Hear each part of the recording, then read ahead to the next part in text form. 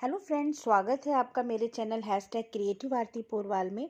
दोस्तों, मैं हूं आरती और आज मैं नीट 2021 की जो तैयारी कर रहे हैं उन स्टूडेंट्स के लिए एक ऐसा एग्जाम्पल लाई हूं जिसको देखकर आप बिल्कुल इतने ज़्यादा भाव विभोर हो जाएंगे कि आपका जो पढ़ाई कर रहे हैं, जिस कंपटीशन की तैयारी कर रहे हैं, उसको पूरा करने में और भी ज़्यादा मन लगने लगेगा।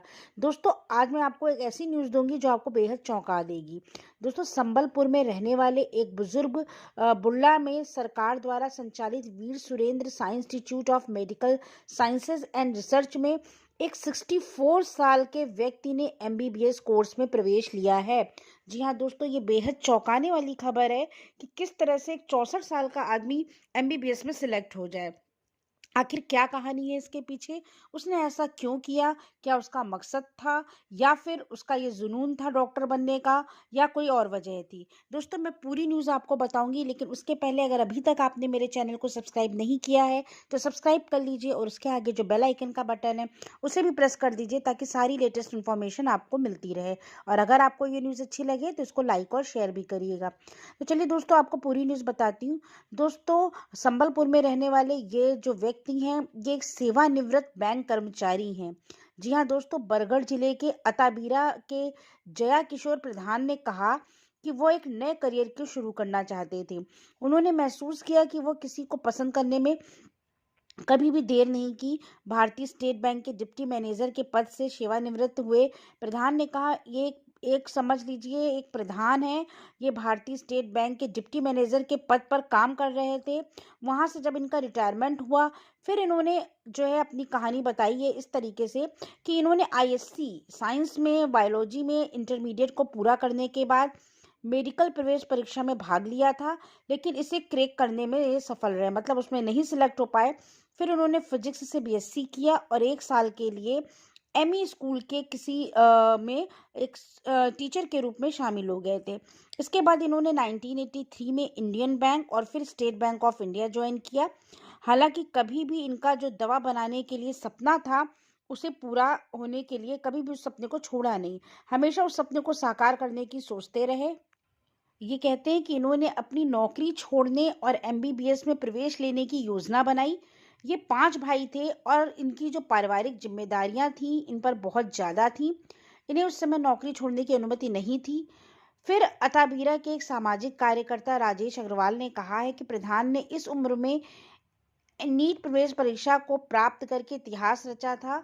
वो एक युवा पीढ़ी के लिए प्रेरणा है। सभी बाधाओं के बावजूद उन्होंने अपनी पढ़ाई को आगे बढ़ाने का संकल्प लिया। उन्होंने कहा, जो 30 नवंबर 1956 को ये पैदा हुए थे, इनके 2-3 बच्चे हैं, जुड़वा बेटियां हैं और एक बेटा है। इनकी एक बेटी खुद ही अभी बैचलर ऑफ डेंटल सर्जरी यानी बीडीएस की पढ़ाई कर रही है, और जो दूसरी बीडीएस के एक छात्र भी है, वो 20 नवंबर को अभी अभी उसका निधन हो गया है। और जो इनका एक बेटा है वो 10th क्लास में है। इनसे पूछा गया है कि क्या उनका परिवार एमबीबीएस कोर्स में शामिल होने के लिए उनके फैसले का समर्थन करता है, तो प्रधान ने कहा है कि हाँ, हम अपनी बेटी की मौत के कारण अभी मुश्किल दौर से गुजर रहे हैं, लेकिन सेवानिवृत्त सर्जरी विशेषज्ञ बीकेश होटा प्रधान के दृढ़ संकल्प की प्रशंसा कर रहे हैं कि 64 साल की उम्र में एमबीबीएस शुरू करना एक दुर्लभ बात है। अब भारत में ऐसा पहला मामला है कि इतनी उम्र का कोई व्यक्ति डॉक्टर बनने का सपना रखता हो और वाकई उसने उस सपने को साकार किया हो। दोस्तों, ये 2016 में सेवानिवृत्त हुए थे यानी रिटायर हुए थे। फिर उन्होंने नीट के लिए तैयारी की थी और इस बार वो परीक्षा में उपस्थित हुए और तुरंत जो है सिलेक्ट हो गए हैं। एक डॉक्टर के रूप में प्रशिक्षित होने के बाद गरीबों को ये मुफ्त चिकित्सा प्रदान करना चाहते हैं। इन्होंने कहा है, ये एक शारीरिक रूप से चुनौती ही है। दोस्तों, ये इनको इसलिए इस चीज़ का अवसर मिल पाया कि डीन और विम्सर के जो प्रिंसिपल हैं ब्रजमोहन मिश्रा ने कहा है कि एमबीबीएस कोर्स में प्रवेश के लिए कोई भी ऊपरी आयु सीमा नहीं है। उसी का फ़ायदा उठाकर इन्होंने इस साल जो है भाग लिया और एमबीबीएस पाठ्यक्रम में प्रवेश लेने के लिए सबसे उम्रदराज व्यक्ति हैं। और इन्होंने किस तरह से कड़ी मेहनत करके इस परीक्षा को पास किया है और इनकी जो पारिवारिक स्थिति थी वो भी मैंने आपको बता दी कि किस तरह से इस व्यक्ति ने जो है इतने 64 साल की उम्र में इतना जज्बा, मतलब इतना बैंक में भी नौकरी कर चुके हैं, इतने अच्छे पद पर थे। और इनकी बेटी जो थी वो भी बीडीएस कर रही है, और जो बेटा है 10th में, एक बेटी की अभी भी डेथ हुई है। इस तरह की पारिवारिक स्थिति को देखते हुए इन्होंने जो जज्बा था, और आपको बता दूं इनकी जो वाइफ है वो भी एक फार्मासिस्ट है, तो इनका जो पूरा फैमिली बैकग्राउंड है इसी से बिलोंग करता है। केवल यही एक ऐसे थे जो इस फील्ड से दूर रह गए थे, तो अब उन्होंने भी अपना सपना साकार कर लिया है।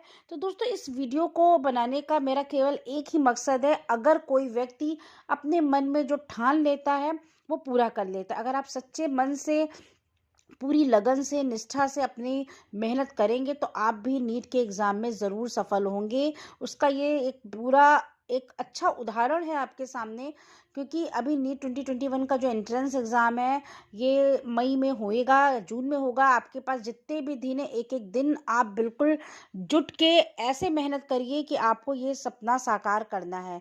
अगर आप मन में एक ये पॉजिटिव थिंकिंग रखेंगे, एक लगन रखेंगे कि हाँ मेरा पैशन है कि मुझे डॉक्टर बनना ही है, तो आप ज़रूर अपने सपने को साकार कर पाएंगे। दोस्तों, पढ़ाई का आप चाहे कितने भी घंटे पढ़ाई करते हो, 2 घंटे, 4 घंटे या 8 घंटे, लेकिन जब तक मन में एक लगन नहीं होगी, एक एम नहीं होगा आपका कि हाँ मुझे वाकई डॉक्टर बनना ही है, तब तक आपकी पढ़ाई पूरी नहीं हो सकती, चाहे आप कितने भी घंटे पढ़ लें। लेकिन अगर आपके पास एक एम बना लेंगे कि हाँ ये मेरा पैशन है, कि मुझे एम्स में सिलेक्शन लेना है, या मुझे इस कॉलेज में एडमिशन लेना है, मुझे डॉक्टर बनना है, तो वो सपना आपका ज़रूर पूरा हो सकता है। तो दोस्तों, मेरी आपके साथ शुभकामनाएं हैं कि आप बहुत ही अच्छे से, बिल्कुल पॉजिटिव थिंकिंग लेकर, कॉन्फिडेंस के साथ जो है अपनी पढ़ाई पूरी करें, अपनी लगन के साथ, ताकि आपका नीट 2021 में श्योर सिलेक्शन हो जाए, और वो भी अच्छे नंबरों से, अच्छा कॉलेज आपको मिल जाए। क्योंकि कोई भी चीज़ इम्पॉसिबल होती ही नहीं है। इम्पॉसिबल वर्ड भी इन्हीं वर्डों से बना है कि आई एम पॉसिबल।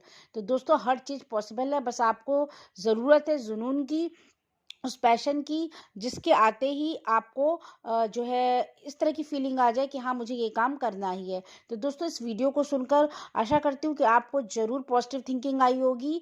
और अगर आपको ये वीडियो अच्छा लगे तो प्लीज़ मुझे कमेंट बॉक्स में लिख कर ज़रूर बताइएगा कि कितने लोगों को मैंने जो है पॉजिटिव थिंकिंग दी, कितने लोग मेरे वीडियो को सुनकर जो है भाव विभोर हुए हैं, और उनका जो पढ़ाई पे फोकस है वो और भी ज़्यादा मजबूत हुआ है। और अगर आपको ये वीडियो अच्छा लगे तो प्लीज़ इसको लाइक और शेयर भी कर दीजिएगा, और मेरे चैनल को सब्सक्राइब करिएगा। मैं आपके लिए सारी लेटेस्ट अपडेट लाती रहूँगी, जैसा कि मैं देती हूँ। और आज की भी जो लेटेस्ट अपडेट होगी मैं अगले वीडियो में ज़रूर दूंगी आपको। तब तक के लिए थैंक यू, और आपके एग्ज़ाम के लिए बेस्ट ऑफ लक। आप अच्छे से तैयारी करिए, अच्छा कॉलेज आपको मिले, यही मेरी शुभकामनाएं हैं। Thank you.